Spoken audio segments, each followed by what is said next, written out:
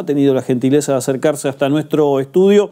Es el secretario de Educación, Víctor de Bloch, que ya está con nosotros. Víctor, buenas noches, muchas gracias. ¿Qué tal? Buenas noches, ¿cómo estás? Muy bien, muy bien. Bueno, varios ejes se anunciaron. Varios ejes, sí, importantes, sí. Importantes. ¿Cambian los parámetros de la educación? ¿Se pueden decir? ¿De a poco se va a ir cambiando algo de lo que ya se conocía como el funcionamiento de la educación pública en Santa Fe? Sí, creo que sí, que cambian los parámetros y también lo estamos haciendo en la oportunidad de la salida de la pandemia, que no es un asunto menor porque hay elementos críticos que puso la pandemia en la escuela y que nos obligó a todo el sistema educativo nacional y también a las provincias a implementar medidas de acción para acompañar a los alumnos y las alumnas y a los docentes para sostener el vínculo educativo en el 2020 y en el 2021, que hemos trabajado también con alternancia educativa. Recordarás la cuestión de las burbujas, ¿sí? Y una burbuja que trabajaba una semana en la escuela y una semana en la casa con el acompañamiento familiar y con las variaciones que tiene este acompañamiento si uno considera los sectores sociales. Claro.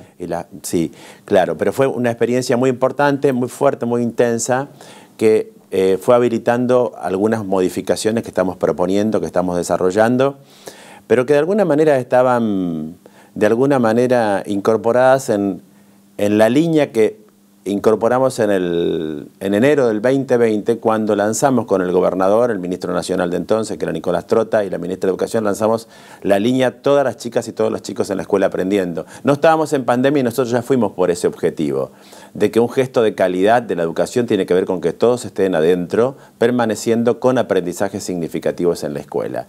Eso sigue siendo nuestro gran leitmotiv, digamos, ¿no?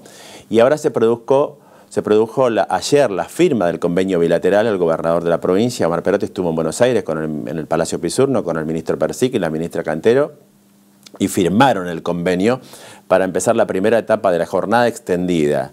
La primera etapa que abarca exactamente 679 escuelas primarias rurales. Eso va a empezar este mes.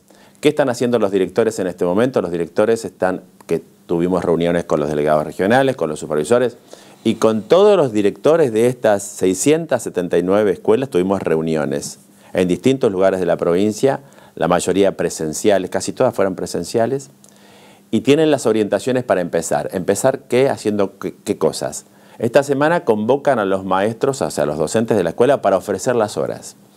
Son 5 horas más por semana. Pasamos de 20 horas de clase del nivel primario a 25 horas de clase. Esas 5 horas se centran en 1 hora del taller de escritura, 1 hora del taller de lectura, 1 hora para trabajar un taller de pensamiento científico y computacional, 1/4 hora vinculada a educación física, que algunas escuelas rurales no tenían aún, y fortalecerlas, y 1/5 hora que queda a disposición de la escuela en función del proyecto institucional y pedagógico que tiene la escuela. Pensemos que es la escuela de la ruralidad, ¿sí? Con las características que tiene la ruralidad, el medio natural, el medio agrícola, ganadero o la actividad productiva. No es la misma la escuela normal de Saavedra al 1700 que la escuela, no se me ocurre. Absolutamente, es rural. Cualquiera de las escuelas rurales o de un centro educativo radial que tiene pocos alumnos, pero que le quede esa posibilidad de la decisión de sumar un área curricular según el contexto, el entorno formativo y las posibilidades que tiene la escuela, pensando que si ese perfil lo tiene cerca de la escuela, y ahí puede recurrir a un escalafón extraordinario, si no se guía con el escalafón interno que tiene la escuela.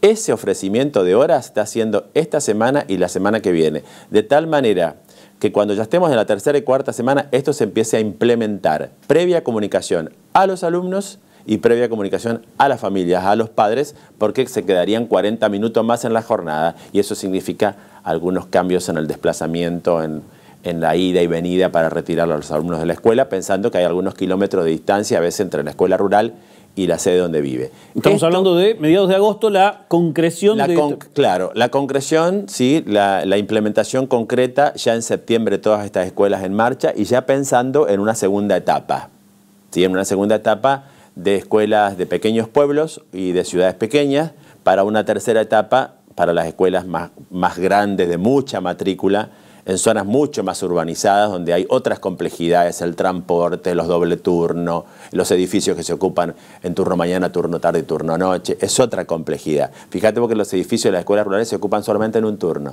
¿Sí? Entonces, por eso las etapas de la implementación. Esto es muy importante. Y el otro parámetro es la escuela de avance continuo, que tiene que ver con secundaria. La jornada extendida se aplica a la escuela primaria y de alguna manera modifica la gramática escolar, su funcionamiento, su estabilidad, porque no es una horita más que uno agrega.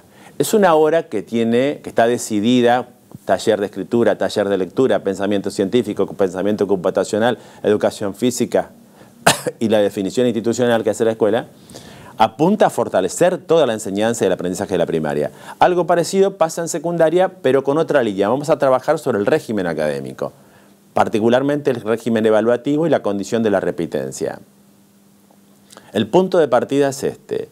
Los estudiantes, las estudiantes de secundaria, desde hace muchos años que están en la escuela, aprueban 5, 6, 7, 8 materias, pero no aprobaron las otras y tienen que repetir. Hacer el mismo curso una vez es como que llegan... Pero si yo aprobé estas materias, claro, ¿por qué las tengo que hacer de nuevo? Las tenés que hacer de nuevo, porque el régimen académico dice hace muchos años que lo tienes que hacer. Pero ¿cómo lo voy a decir las tengo aprobadas? Si yo las he logrado, si yo las he aprendido, ¿cómo tengo que hacer recorrer lo mismo? Bueno, entonces nosotros vamos por una escuela de avance continuo. Pasa el estudiante al curso superior inmediato, fortalece los aprendizajes y trata de desarrollar experiencias formativas que le permitan recuperar lo que está pendiente en el curso inmediato superior. Una escuela de avance continuo, pero siempre garantizando aprendizajes. Nivelar para abajo significa seguir teniendo muchos alumnos que repiten y que abandonan la escuela. Nivelar para arriba es tenerlos adentro, permaneciendo en la escuela, pero con aprendizajes y con muchos dispositivos de acompañamiento que comúnmente se conocen como tutorías, ¿sí? En este momento la escuela secundaria tiene 3.000 tutorías en la provincia de Santa Fe. 3.000 horas de tutoría en la provincia de Santa Fe. Esto seguramente lo vamos a duplicar el año que viene para implementar esta posibilidad de que los alumnos continúen su trayecto. Y aquí estamos mirando el modelo universitario. Hay que reconocer lo que lo estamos mirando. Generalmente hemos sido críticos en distintos momentos los educadores con el modelo universitario, porque en algunos aspectos, digo, ¿no? Sí, especialmente cuando uno aloja, cuando llegan a primer año, ¿no? Y nuestros hijos nos suelen contar, o los estudiantes nos suelen contar de las dificultades que tienen para integrarse. Sí, la adaptación al primer año o al primer semestre, para no extenderlo.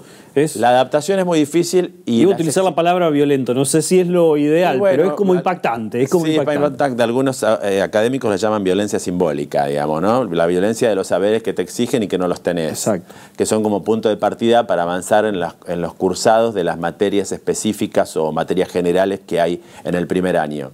Y a veces la universidad se miró a sí misma, se miró su propio diseño y no miró de dónde provienen los estudiantes y qué cosas traen acreditadas y qué cosa aún les falta.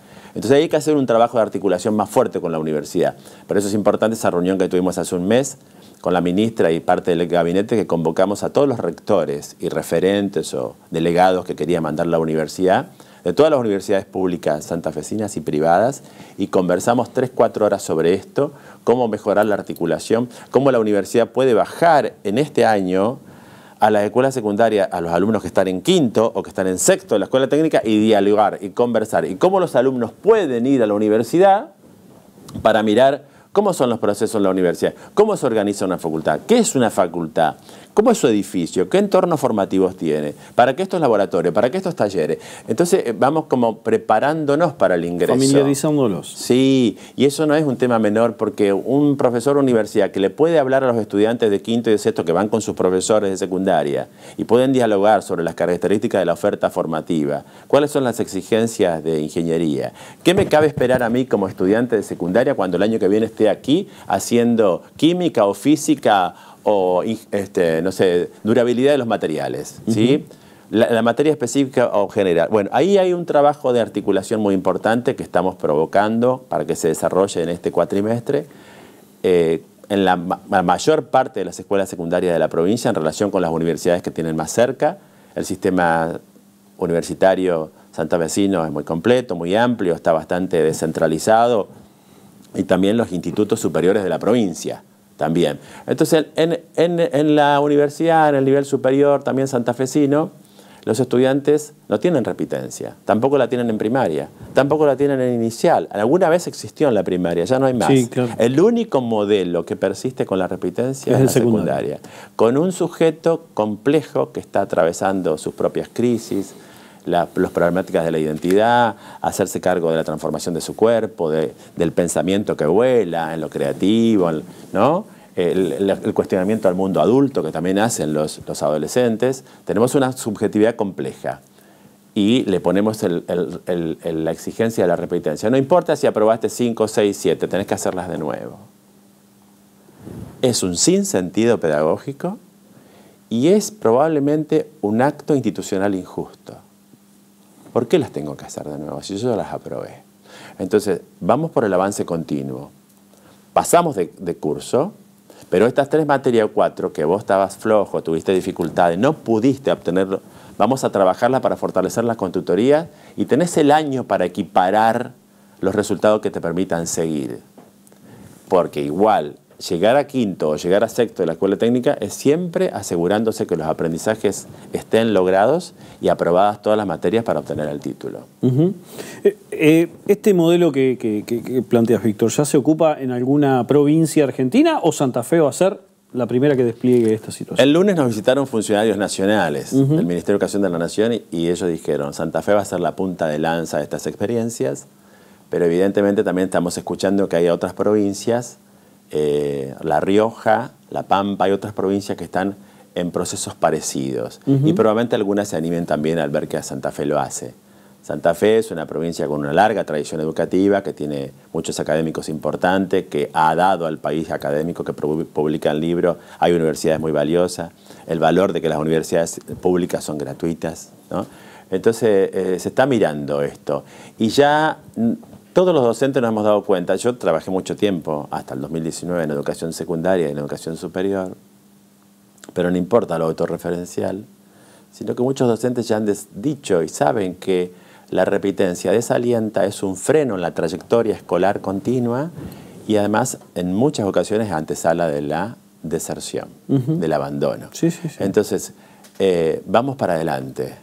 Una trayectoria escolar continua, que ya tuvo su inicio en el jardín de infante, continuó en la primaria y tenemos que desarrollarla en secundaria para que llegue a la posibilidad de que cuando termina, a término, digamos, en el sentido de los 17, 18 años, termina la secundaria, pueda acceder al derecho a la educación superior. Víctor, seguramente vamos a convocarte nuevamente en algún momento para profundizar sobre esto, pero los tiempos televisivos son tiranos, sí. Algo que nunca se dijo, pero es sumamente interesante esta evolución y sobre todo teniendo en cuenta lo que decíamos al principio de la nota, esto de cambiar los parámetros particularmente me interesa mucho. Vamos a cambiar los parámetros, significa presentar algunos desafíos fuertes. Tenemos que dar un debate y hay muchas resistencias también. Claro, los desafíos tienen que ver también con las resistencias y las posibilidades de implementación y no nos tenemos que asustar porque también los momentos de crisis son los que nos habilitan a que con pensamiento creativo y con mucha pasión podamos hacer las transformaciones que la escuela necesita. Muchísimas gracias, Víctor. Gracias a vos.